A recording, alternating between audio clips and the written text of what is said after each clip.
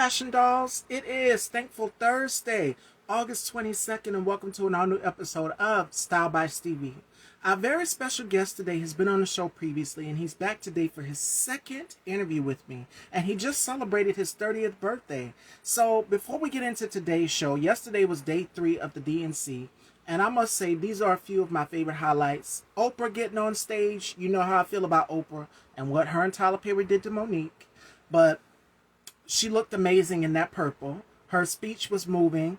Mindy Kaling, Kenan Thompson, John Legend, and Sheila E. brought down the house. You guys know that I'm a big Sheila E. fan. I love Prince. So for them to go ahead and do on an homage to Prince, I loved it. What else did I like? Governor Westmore. I love to see him talk about policies, and things like that. So before we get this show started, let me share this live with my very special guest so that we can get him in here. What else? Day 4. Tonight, our beautiful Madam Vice President Kamala Harris will be speaking. I'm super excited.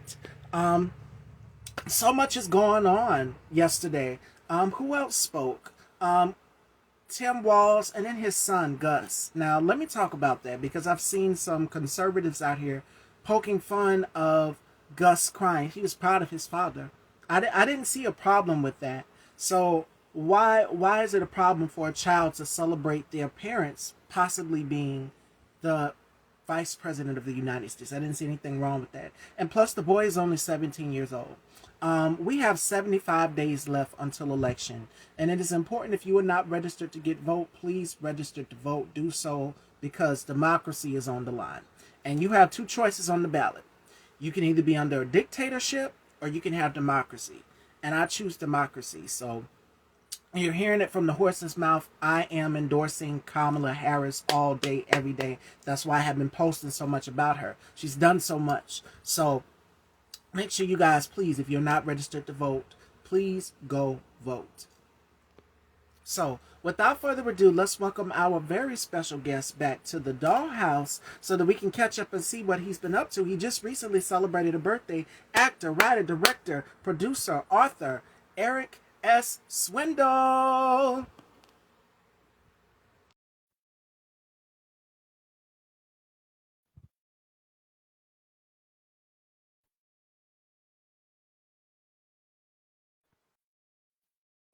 Hello.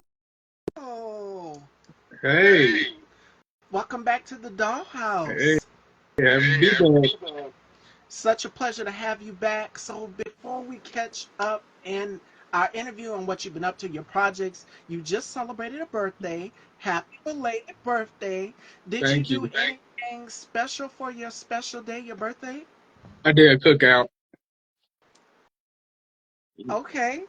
They celebrated you, they poured into you. Mm, And you turned 30. We're both 30, so I know what it's like. It's like a huge milestone. It's like a new chapter. So what does 30 mean for you in this new chapter of your life? uh, just a bit, it's like it's just to me, it's just in this stage. You know, got a lot of stuff I'm ready to do, ready to get ready to do, and I feel like and then the older you get, the wiser you get. That too, absolutely. And someone told me this when I celebrated my 30th birthday. They said that when you turn 30, it's a new chapter, a new milestone for you in your life. You Yeah, see things a different way than other people, or you're different from your teen years up until now, heading into your adult years. You will see things completely different. So yeah. right. So before we get into this, now the last time you were here, you were promoting your project, Motherless Child, and that was a success. So with the success of Motherless Child, and you said the last time you were here that you were working on writing a horror novel, writing Yes. novels for horror. So how is the process of that coming along, and what else is next? Well, with the horror story, it got kind of got pushed back because by me still working a full-time job that interfered with my right ear. Gotcha. But so far, 4 chapters left to go, and my plan is to have it released by February 3rd. All right. And it's going to get done because you've given us these amazing plays, and you're an amazing playwright, and you've given us amazing plays. So this is going to happen. What else is next after your horror novel? What else is next for Eric in your chapter? Well, something else that I'm working on, hoping I can make happen this year, is I have two short films that I'm hoping to get done and hopefully release maybe in December. Um, yeah, so I got one script finished. I'm trying to finish up the other one this week. Yes, and I can't wait to see it. I know you've been working hard. It's been a crazy busy cycle for all of us, election Mm, season, and so many things, and we're yeah. all just trying to keep our head in the game and focused. So, for you, how are you feeling this election season? Because I know it's crazy for everybody. It's hectic. So, with you getting your work out here, how are you balancing out the two? Because it's a lot. Yeah, it's a lot. I'm ready for. I mean, I'm voting for Harris. Yes, I kept when I had one of my guests on the show just this week, not too long ago. She said that she's a woman, and she predicted. She said she's gonna win. Women's intuition, we instantly know, and she said she's gonna win this. And tonight is the night she speaks, y'all. So this is day 4 of the DNC, and I can't wait to see what she has to say. She is officially the Democratic nominee. So this is going to be the night. So, and then next month is a debate. So 75 days left until election, y'all. It's going to be a journey. But for all of us, we have to make sure that we stay focused, stay in the game. And for black content creators, this is also a good highlight as well. So did you see the young man that was on the doing the interviews? He was 12 years old and interviewing people out there. I saw a part of it. I didn't get a chance to really watch it, but I am gonna go back and look at it. Yes, Eric, this is the next generation coming up after you. You are a legendary playwright, actor, writer, producer. How do you feel about this new generation of just these babies are coming up and they're following in our footsteps? Because I started right after high school. I was a baby myself. And now I'm in my 30s. I'm somebody's auntie. I have a nephew. So it's completely different. So, how do you feel about this new wave, this new energy of these young black and brown boys and girls following in our footsteps?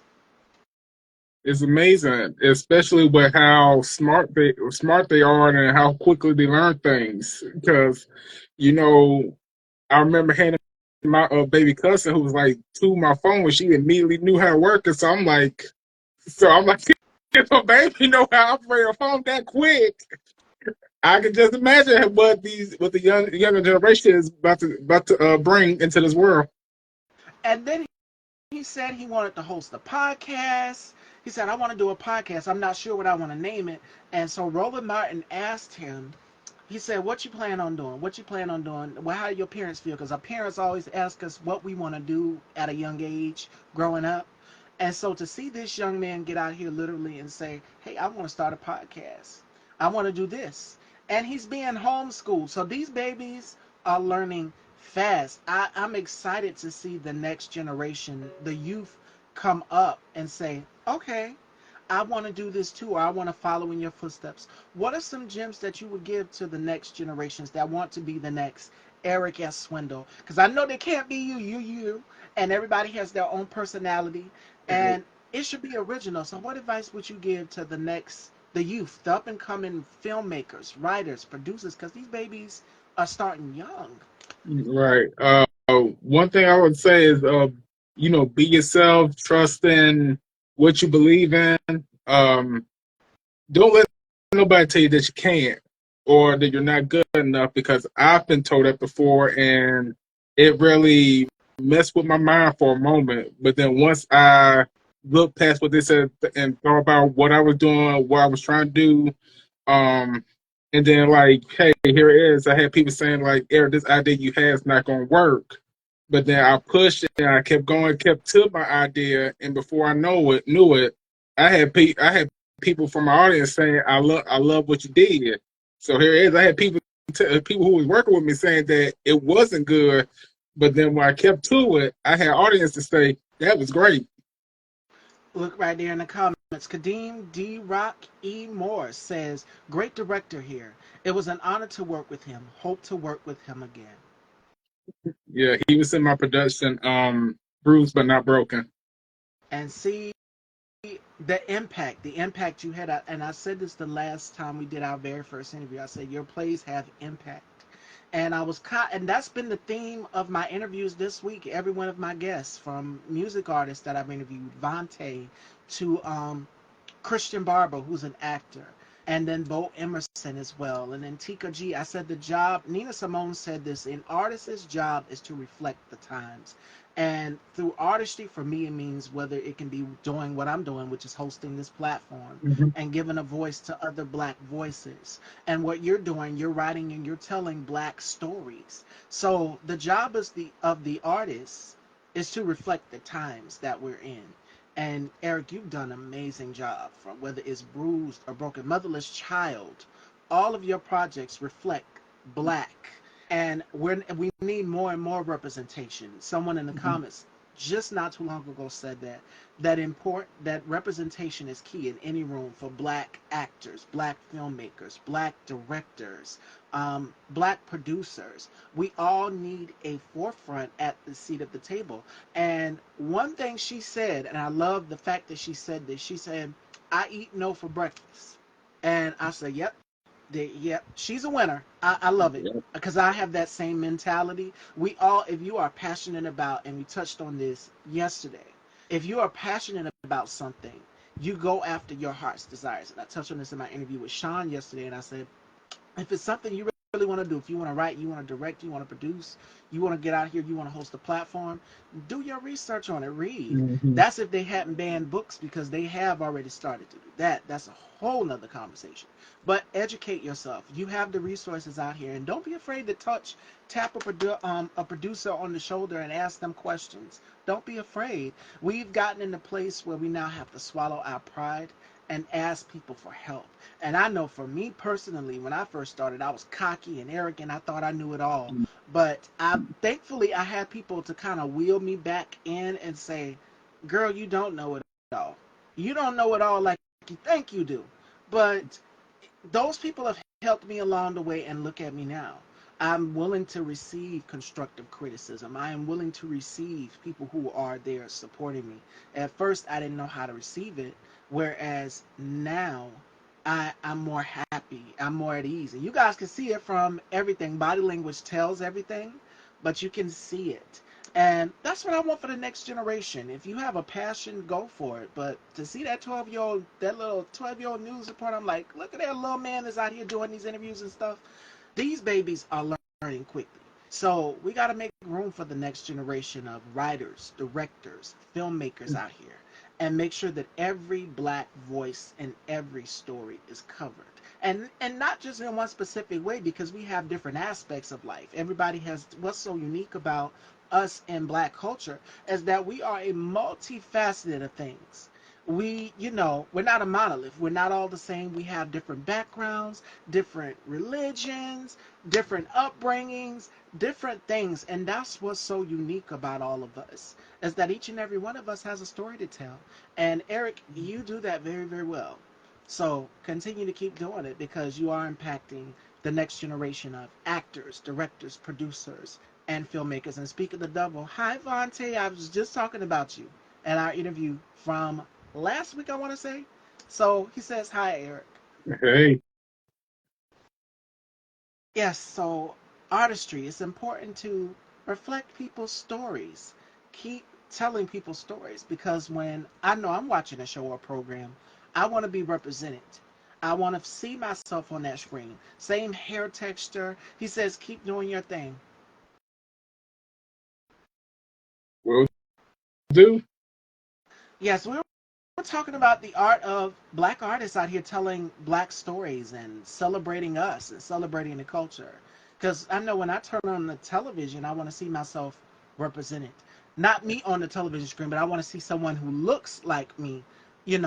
Like, okay, I see you're telling the story that I have been wanting to say. And then even certain situations, like, it can impact people's lives as well, too. Because when you go back and you watch something, and a person will come back and tap the producer and be like, wow, I know someone who's been through something Mhm. similar, or could know a family member. It could be personable to them because they know a family member that it could happen to as well too.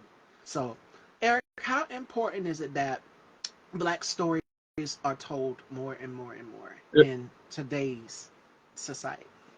It's very important because there are many stories that are not being told and issues that are being overlooked. Like I got a few ideas written down that I have not yet done, but then yeah, I could meet somebody who's saying that they going through something. Don't know that I'm writing something like this, and so I'm like, this is why I want to do this and get the story out. Like, hey, look out for this person. Look out for a person who, hey, you may see them smiling, but behind closed doors, you don't know what's going on. Absolutely. And once they see it, they'll come back and they'll DM you and they'll message you and they'll be like, hey, this is personable to me. I've been through this, or I know someone who's been through this, and it inspires them in the process. Every story that someone tells, that the filmmakers or the artists, we creators, content creators, whomever, tells their story, it can impact people in some sort of way. And I've had conversations with my guests, and then the audience will chime in the comments how they're doing now, and they will say, hey, I know somebody who's been through that. Or they'll show their own personal experience. I'm like, wait, I didn't ask for this. I didn't ask for this. But they do it in their own way. And I'm just like, my God, this is important because I want to continue to let people's stories be heard. Right. Now, let me see Vontae's comments. Um, how do you feel about the controversy behind Tyler Perry's films? People say he doesn't highlight us in a non-stereotypical way.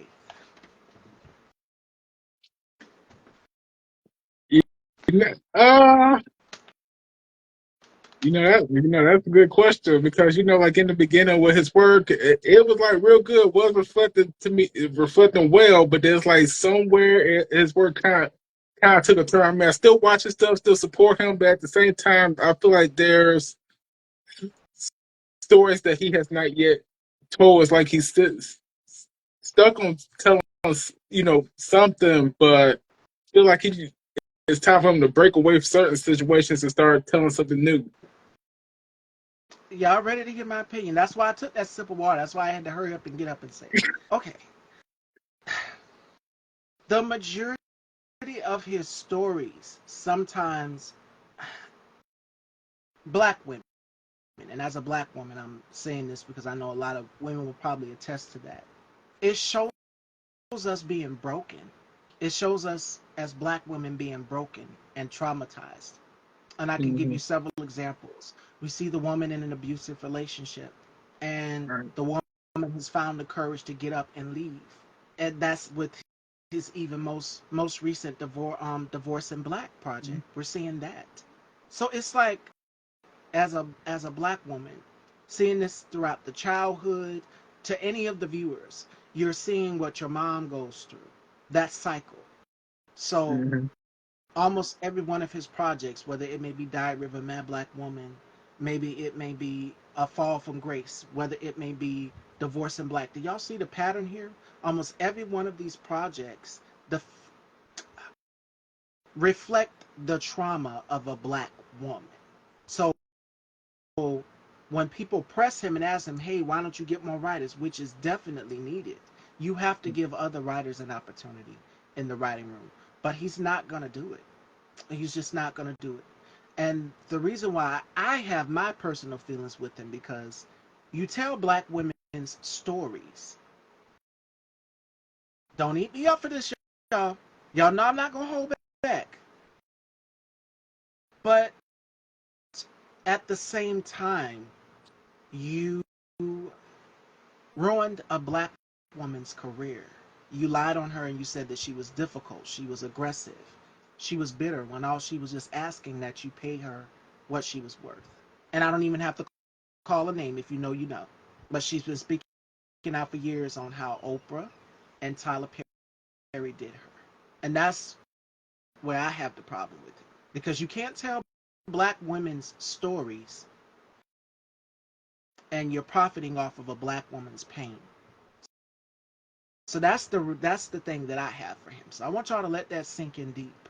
But he needs to hire more writers. There's so me and Eric just got through talking about how the next generation of just that's even with our presidency, our election going on. They're trying to take us back with Project 2025, and Kamala Harris is trying to move us forward. She's young, she's beautiful, she's she's active. Joe Biden is 81, and he's just like, you know what? I'm gonna go on ahead and pass the torch on down. So you got to pass the torch down to the next generation. Y'all see what I'm saying? Tyler Perry has to do that. You have to hire more black writers. You Right. have to. It's important because there's so many out here. I've interviewed. I can tell you off the back of my hand and y'all will remind me how many independent black filmmakers I've interviewed on my platform. I try to make sure that I shine a light on everybody black filmmaker, hairstylist, makeup artist, costume designer, songwriters, singers. I try to make sure that I highlight everybody that is black out here. Because what did Issa Rae say on that red carpet one day? I'm rooting for everybody black. And that's what I want on my platform. So Tyler has to be willing and open to receive black writers, but he's not going to do it. So that's the only thing that I have to pick with him. And then not just that, but the whole Monique situation really had me upset because I'm just like, you label a woman, when black women, we already get it enough that we get labeled angry, aggressive, or bitter. That's dangerous to us. And we're seeing now this Mango Mussolini that is trying to get back into the White House label saying that she's smiling too much or she's doing too much. When it's just like if we don't smile, we'll be labeled as the angry black woman, and that is dangerous. So, yeah, that's the only bone that I have to pick with Tyler Perry. But yeah, that's from my standpoint, and I'm pretty sure my ladies will agree to that because as a black woman in America, you're being labeled as aggressive for speaking out. You're too difficult. You're bitter, and trust me, I've gotten it too. I've gotten it because I'm outspoken. Out of all of my siblings, I must say I was the one that probably got the most spankings because I was a bit of a rebel. I was a bit of a rebel. I wanted to do what I wanted to do. I'm like, you're not going to tell me what to do. I'm going to do what I want to do. I have 4 brothers and 2 sisters. But yeah, out of all of my siblings, I must say I was the one that gave my parents the most problems. I wasn't a bad child. I just wanted to do what I wanted to do, you know, fashion wise, hair wise, makeup wise. And that's shifted when I got in my high school years. They just be like, okay, we're going to let this child do what they want to do. We're going to let them be great and going on about their way. And that's how it should be. But other than that, yeah, that's the only thing I have with Tyler Perry. But it is important that we hire more black filmmakers and more black writers and producers on the floor. I mean, if you, and also if you go and you look at his credits, it just says Tyler Perry produced and directed this.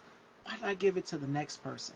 That's what Joe Biden did with this presidency. He said, you know what, I'm gonna pass the torch to the next generation, somebody younger. We've never had a president because Kamala Harris is young; she's like in her 50s. Joe Biden is like what 81, if I'm not mistaken, and Trump is 78. So a black woman, young, youthful, vibrant, and she brings a light, whereas Trump brings darkness. So y'all see what passing that torch can do. You're gonna Mm-hmm. have to, in order to move this country forward, in order to move anything forward, whether it's a movie project, you have to give it to the next generation. Because Style by Steve is gonna be here as long as I'm alive. I'm still gonna continue to do this amazing talk show and platform and take y'all on a good journey with me. But when it's my time to go home, when God says, okay, for all of us, because we ain't gonna be here forever, when it's our time to go home, God said, okay, there's gonna be another woman that is gonna replace you. So you gotta Right. make room for the next generation. And that's what Tyler needs to do, make room for the next generation. Open up those positions to give them to writers, directors, filmmakers. Oh, and another thing, the hairstyling crew. Y'all wanted to know how I felt. Y'all asked. Y'all asked. And I'm yes, the hairstyling crew. Yes, you need to hire a hairstylist because one of the actresses in the film said something about, hey, my hair wasn't done the way that it should have really done. You could see, even with that, that should be taken care of as well too. That should be Right. taken care of because I touch on that all the time about how working in the fashion industry, they don't have hairstylists to accommodate the models of color backstage, whether it may be their makeup. There should be someone who understands ethnic skin tones backstage doing the makeup. There should be someone who understands multi ethnic hair because we have an array of hair colors, an array of different hair textures, and everybody's hair texture is not the same. I know underneath this wig, I am relaxed and it is braided down. So I got my Cleo from Set It Off braids underneath. You can't really tell it's a wig because of the way that it's styled. Every single look on here, I try to provide perfection because working in the beauty and the fashion industry, everything has to be beautiful and perfect, picture perfect. So that's another thing I have with Tyler Perry. That's about it. Just fix the situation with Monique, hire more black writers and directors on the floor, give them an opportunity too.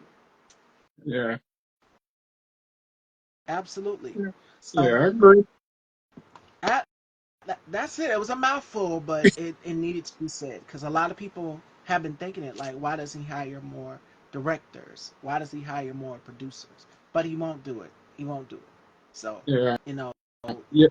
go Yeah. ahead. Because even me, I like to try to add. Because in the beginning, I ain't gonna lie. In the beginning, I used to try to do it all by myself, but now I'm trying to be more open and try to, get more help because I had to realize I can't do it all by myself. And then there's more, you know, people who could give you more ideas and more suggestions.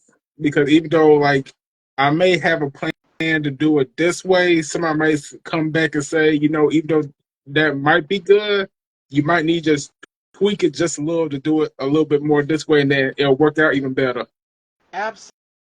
Absolutely. And that's important. And you take a look at some of their work. They show you some of their work. It's just like when you go into a modeling agency, they're going to ask, can we see your portfolio? And you show them your photo shoots that you've done and everything. What was it? America's Next Top Model. They would do the Go season. They would look at the model's portfolio. So when you show someone like a Tyler Perry, or a Eric Swindle, you show them your portfolio of work, and then they be like, we probably could do something with this. Show them your photography. Show them what you're capable of doing. Your writing skills. All of that is what is going into making amazing masterpieces. So that's what it takes. Just give people a chance. That's all he has to Right. do, but he won't do it. So, even with me, I've had co-hosts here on my platform. I've had two co-hosts with me, and we would do it because I remember we would do the platform on Saturdays, Saturday morning, every Saturday morning. It was like a ritual. We would do it. Me, Johnny, EJ, or if not me, Johnny, and EJ, it would be me, Johnny, and Marco. And each and every one of us, we would get up every morning faithfully. We would send the topics to each other, exchange chats and everything, make sure that we are set to go on that Saturday morning or that weekday, how I do my platform now, where it's just me and I'm the focal point. But I try to make sure that it's consistency, and for every project, it has to be consistency. The first film has got to be great, and then the second one has got to blow people out of the water because it's the sequel. So you see what I'm saying? You have to transfer it on to the next generation. So that's all we're asking. But speaking of the next generation, how do you feel about these young filmmakers out here? I mean, they're starting on their phones, like Phones. you said, with your nephew. They're starting on their phones. Eric, how do you feel about that? Hey, do what you gotta do till you get to where you want to go.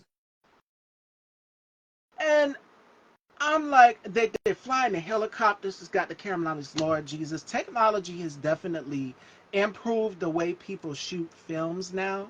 So we're Right. seeing the little drone thing where they're flying, and then it's like, okay, you go and you watch it, and it's like Warner Brothers did it, or what's the other company? Paramount, because crystal clear. It's crystal clear, and it's like, okay, we go and we see it in the theater in real time. It's like you would have thought one of them shot it. I'm just like, people have Mm-hmm. become so talented, and now the technology has shifted so much from back then, where we had the cameras that would roll the film out like that. Now they're shooting directly with the camera up close and personal, and now it was Will Smith and Martin Lawrence when they did the Bad Boys film. They had some kind of Mm-hmm. construction thing trapped in them. When they showed the behind the scenes, it was like a robot. I'm like, what? We come Yeah, a long I way. saw that. we've come a long way. So, how do you feel about the shift of technology out here for filmmakers, Eric? Mm, I can say it's needed because you get to do more and get you get to do more. You get to be more creative. You get to feel like you ain't got to keep adjusting things just so it could go the way you want. It's feel like it's helping out more. And what's so crazy is the cameras, like, they have these little robot things. Hmm. Now, and I predicted this, what was it, last year on one of the shows? I said, pretty soon we'll be having flying cars, y'all. Someone in the comments said, Miss Stevie, we already got those. So I'm like, technology has really, really shifted from then to now. I remember Right. when we used to have the little rotary phones where we would spin them, and then we had the phones Yep. that you would just, the compact phones would flip out. I mean, now everything is touchscreen, it's digital, it's right at your fingertips compared to Right. the things you mentioned. Well, even with technology, I mean, it's expensive, but it's worth it, and you will get what you want. And you go in Best Buy, they'll have all sorts of gadgets, all sorts of necks that you can hang your phone on. And now the computers are touchscreen. Of course, because when we go to the restaurant, we see how they swipe over and put in the combo number or whatever it may be in. But technology has really shifted a lot. And even now in AI, where people are going and creating AI photos, and you would think that they're real. And even they fool our parents sometimes because our parents will look at the photos and they'd be like, hey, you didn't wear that yesterday. No, somebody created the photo and it looks just like the person or sounds just like the person. So that's how far we have come Right. from then to now. Yeah. And I can predict with the year halfway out, I mean, we'll be in 2025 before you know it.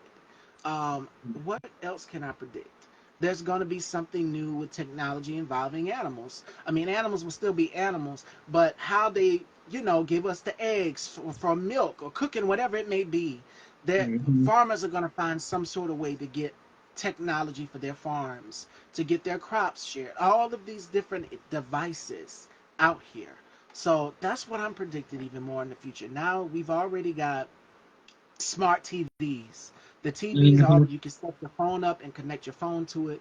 And I have a smart TV, but it's just like, my, don't we ever just wish that we could go back? How far we've come back from now, from then to now, and it's just like you sit and you reflect in that moment. Like, this is what happened in my times. Even our grandparents will do it. I know my grandmother will. She'll say, we didn't have this in my day, and she still doesn't know how to operate a touchscreen phone yet because my mom had bought her one and she just like, I don't know how to swipe this thing, and then somebody come and hang it up for me. So she used my phone in the car, and it was pretty funny because my aunt called her and my mom had to hang up the phone for her because my mom knows how to operate it a little bit better than she does, but she still has her flip phone. But it just goes to show you how far we've come from then to now, Right. and how far technology has just been so revolutionized to now. It's just like, okay, even going in the stores, we can do self checkout. That's the easiest, simple thing. If we got an item, we can swipe that thing.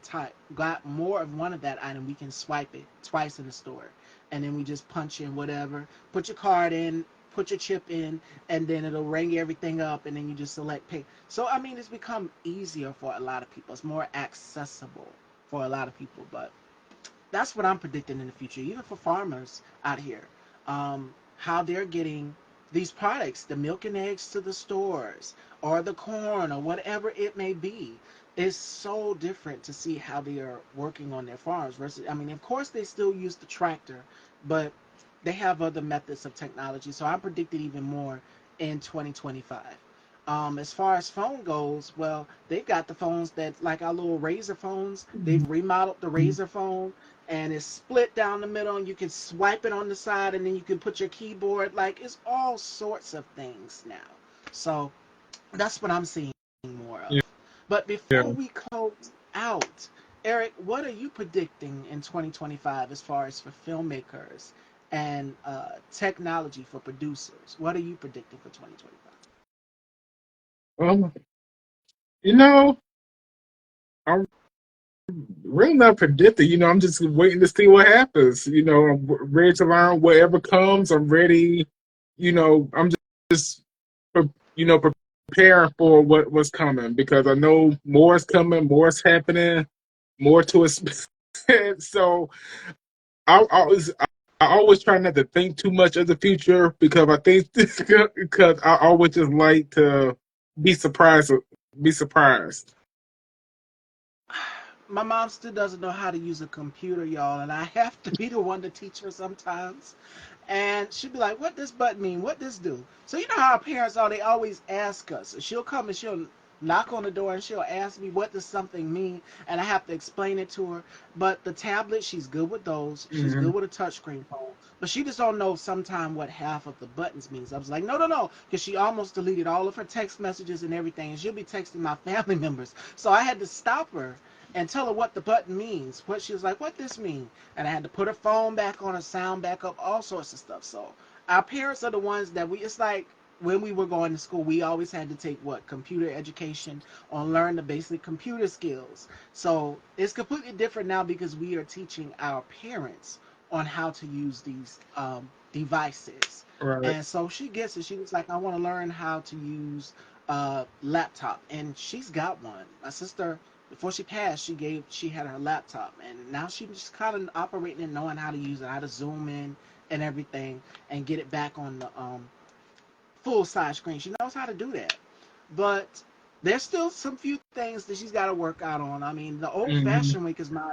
dad had a typewriter, and I remember I would always go and ask the typewriter, and we didn't have any paper or ink because you got to put those both Hmm. in order to use the typewriter. But it's funny how we've come so far from the typewriter to the rotary phone to the flip phone that was out in the 90s that had the antenna you would pull up. So, I Hmm. mean, it's all sorts of devices that we can use that can be mindful to us.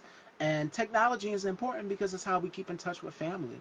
We communicate with family. I know when the pandemic hit, me and my family had a whole messenger group. And they be having all sorts of conversations in the group about what y'all eating today. I mean, all sorts of stuff. But it's funny because that was a way for all of us to keep in touch with each other. Right. And if we had each other's phone numbers, we would call each other. We would do it in a group. So I mean, different things. Not just that, but Zoom. A lot of Yeah. people for the holidays. Zoom. Up to 100 people on there. Yeah. And then hey, even like what you said with Zoom with technology, I didn't have to just use my computer or phone. I was able to pull up on my TV and able to see everybody. Yes.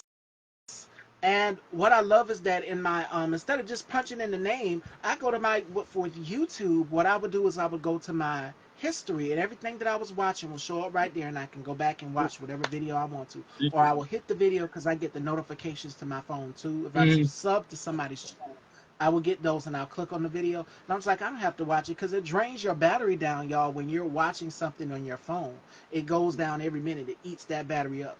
So watching it on your TV, I'm just like, hey, I don't have to watch it on my phone. If I need to go and check a message or email or whatever, yeah, I'll do it that way.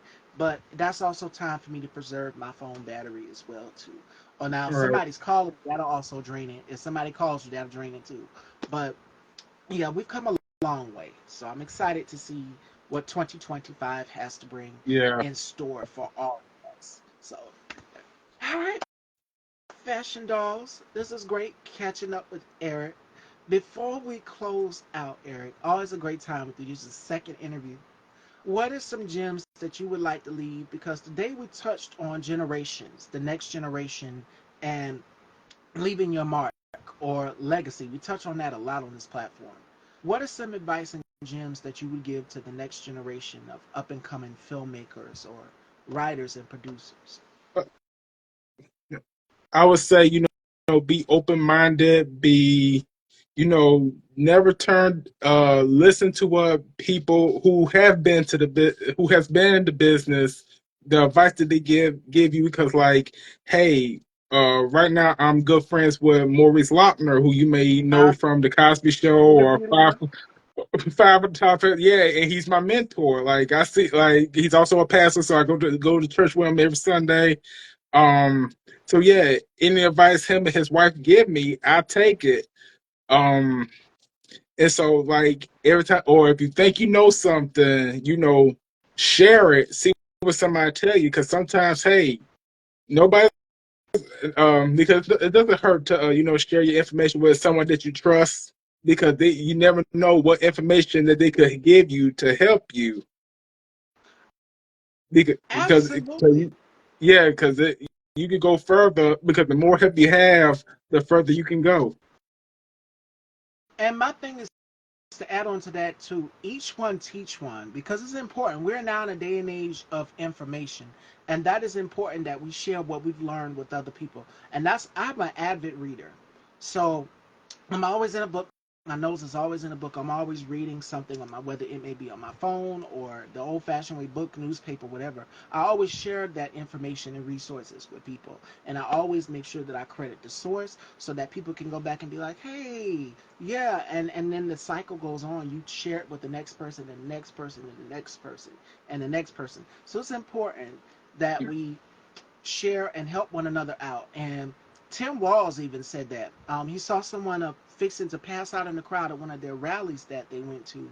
And he was just like, be sure to help your neighbor. He was absolutely right. We got to help our neighbor in these times. Make sure that you are helping them, encouraging them, educating them, letting them know policies, all of these things. So I'm going to close out today's show with today's final thought, which comes from our first black Supreme Court Justice, Thurgood Marshall. He says, where you see wrong or inequality or injustice, speak out, because this is your country. This is your democracy. Make it, protect it, and pass it on. So it goes back to what Eric just said, which is about education. Make sure that you teach somebody.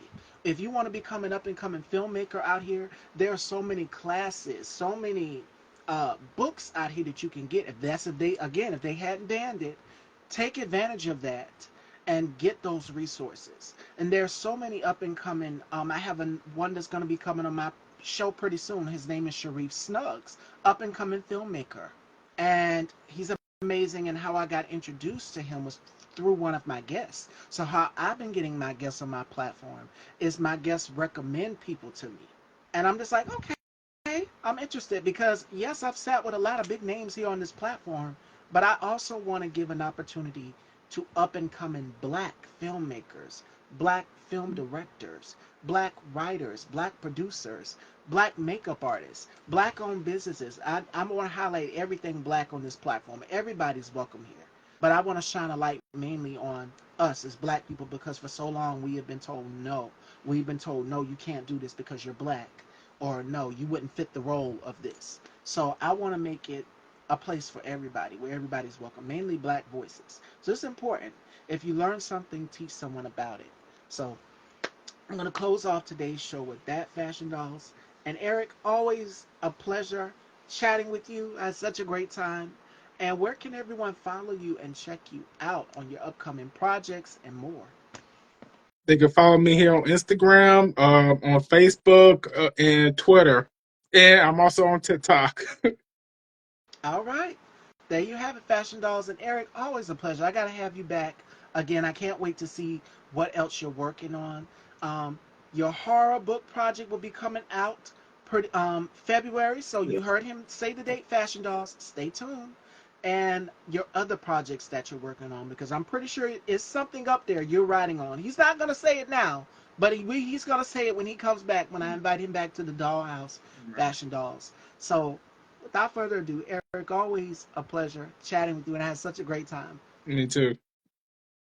And I will see you guys next week, Fashion Dolls. Be safe. Have an amazing weekend. No show tomorrow. And I will see you guys next week, closing out August. August flew by so fast. So, Yeah. yes. Joining me next week, we have Shea Stadiums, and we will see you then. Take care, everyone. And be sure to hit that bell and subscribe to my YouTube channel. The bell will give you notifications when new interviews are uploaded. And I will see you guys next week. Take care, everyone.